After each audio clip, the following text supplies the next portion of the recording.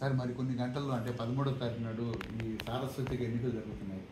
అసెంబ్లీకి అలాగే లోక్సభకు జరుగుతున్నాయి. మన పరిధిలో తెనాలి రెవెన్యూ డివిజనల్ ఆఫీసర్ పరిధిలో తీసుకుంటున్నటువంటి ఏర్పాట్లు ఏంటి, తగు చర్యలు ఏంటి ప్రజలకు వివరిస్తారు.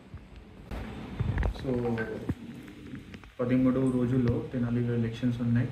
ఈ ఎలక్షన్స్ కోసం మొత్తం తెనాలి అసెంబ్లీ కాన్స్టిట్యున్సీ పరిధిలో 273 పోలింగ్ స్టేషన్స్ ఉన్నాయి. అన్ని పోలింగ్ స్టేషన్స్కి పోలింగ్ పార్టీస్ మనము 12th మేకి మా డిస్ట్రిబ్యూషన్ సెంటర్ నుంచి అందరూ వెళ్తారు పోలింగ్ స్టేషన్స్కి. తర్వాత అక్కడే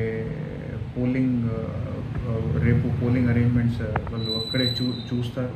13th నుంచి పొద్దున నుంచి 7 AM నుంచి 6 PM వరకు అక్కడే ఓటు వేయడానికి అవకాశం ఉంది. సెక్యూరిటీ పరంగా మన దగ్గర కొన్ని క్రిటికల్ పోలింగ్ స్టేషన్స్ ఉన్నాయి. ప్రతి క్రిటికల్ పోలింగ్ స్టేషన్కి ఒకటి మైక్రో అబ్జర్వర్ లాగా మనం పెట్టిస్తున్నాము. ఎప్పుడు నా దగ్గరే 40 క్రిటికల్ పోలింగ్ స్టేషన్స్ ఉన్నాయి, కానీ తర్వాత కూడా కొన్ని పోలింగ్ స్టేషన్స్కి వేరే పార్టీస్ నుంచి వరీ లిస్ట్ లాగా వచ్చింది. సో అందుకని ఆ లిస్ట్లో కూడా మనం చూస్తున్నాము. ఈ 40 micro observer central government employees ఉన్నాయి. వాళ్ళు మొత్తం ప్రాసెస్ చూస్తారు. తర్వాత ఎలక్షన్ అబ్జర్వర్ గారికి మొత్తం ప్రాసెస్ గురించి రిపోర్ట్ ఇస్తారు. Second, out of 273 polling stations, Tenali పరిధిలో 273 పోలింగ్ స్టేషన్స్ ఉన్నాయి. 273 పోలింగ్ స్టేషన్స్ నుంచి 208 పోలింగ్ స్టేషన్స్లో మనమే వెబ్ కాస్టింగ్ పెట్టిస్తున్నాము. వెబ్ కాస్టింగ్ అంటే ప్రతి పోలింగ్ స్టేషన్కి 2 CCTV కెమెరా పెట్టిస్తున్నాము. ఒకటి బయట, ఒకటి లోపల. ఈ ఫీడ్ కూడా లైవ్ ఫీడ్ కూడా CO కంట్రోల్ రూమ్, తర్వాత కలెక్టరేట్ కంట్రోల్ రూమ్, తర్వాత నా కంట్రోల్ రూమ్లో వస్తుంది. సో మా టీం కూడా ఇక్కడ నుంచి చూస్తారు లోపల ఏమేమి జరుగుతుంది. తర్వాత క్రిటికల్ పోలింగ్ స్టేషన్ ఉంటే అక్కడ పోలీస్ సెపరేట్గా పెట్టిస్తున్నాము. తర్వాత మా దగ్గరే CAPF బటాలియన్స్ కూడా ఉన్నాయి. ఇప్పుడు వాళ్ళు అక్కడ ఉన్నారు స్ట్రాంగ్ రూమ్ దగ్గరే. తర్వాత కూడా ఎక్కడ అవసరం ఉంది క్రిటికల్ పోలింగ్ స్టేషన్స్ ఉంటే అక్కడే వాళ్ళు వెళ్తారు.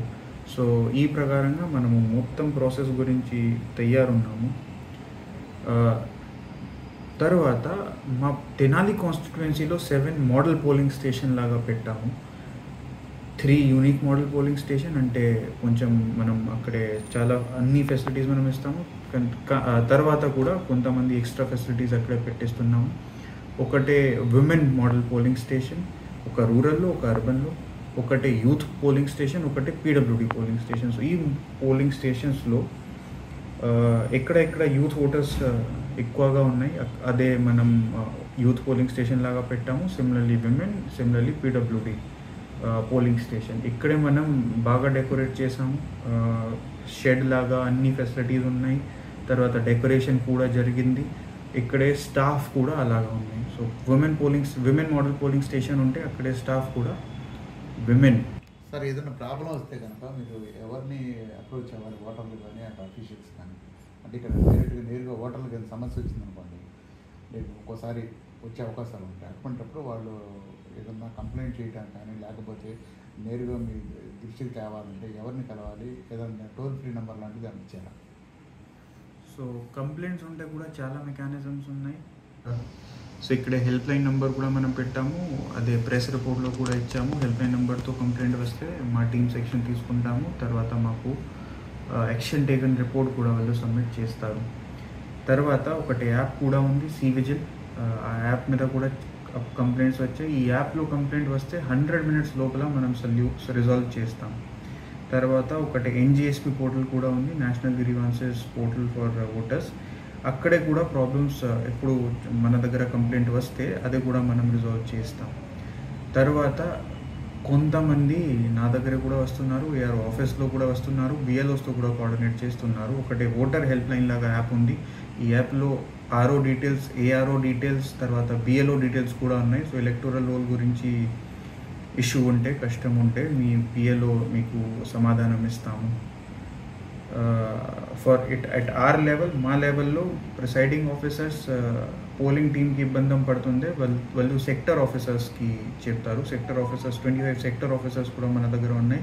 సో పోలింగ్ డే రోజులో ఇబ్బంది పడుతుంది మా ప్రిసైడింగ్ ఆఫీసర్ సెక్టర్ ఆఫీసర్స్కి చెప్తారు. తర్వాత అవకాశం ఉంటే నాకు కూడా ఇన్ఫర్మేషన్ ఇస్తుంది. ఫైనల్లీ ఎన్ని లక్షల మంది ఇప్పుడు ఈ 13వ తారీఖున ఓటింగ్ పాల్గొంటున్నారని నేను అంచనా. మా తెనాలి కాన్స్టిట్యువెన్సీలో ఇప్పుడు ఫైనల్గా ఫిగర్ 2,67,000 లాగా ఉంది. మా ఎక్స్పెక్టేషన్ ఏంటంటే గతంలో 2019 ఎలక్షన్లో 77% ఓటింగ్ జరిగింది. సో మినిమంగా 80% ఓటింగ్ కావాలి. ఇప్పుడు వర్ష కూడా పడింది, అందుకనే టెంపరేచర్స్ కూడా తక్కువ ఉన్నాయి. సో అదే నా ఎక్స్పెక్టేషన్ ఉంది. ఐఎమ్ హోపింగ్ ఇది తెనాలి నుంచి నాకు ఎప్పుడు ఈ ఎలక్షన్లో will achieve minimum 85% voting. So that is the expectation. Those are the numbers. Quality మరియు టేస్టీ స్వీట్స్ కొరకు Sashi sweets and bakery, Ganganammapeta, Tenali. మగువలు మెచ్చిన mart Natraj jewellery mart, Tenali, Chirala. ఆరోగ్యానికి మరింత చేరువ తెనాలి డబుల్ హార్స్ మినపగుళ్ళు.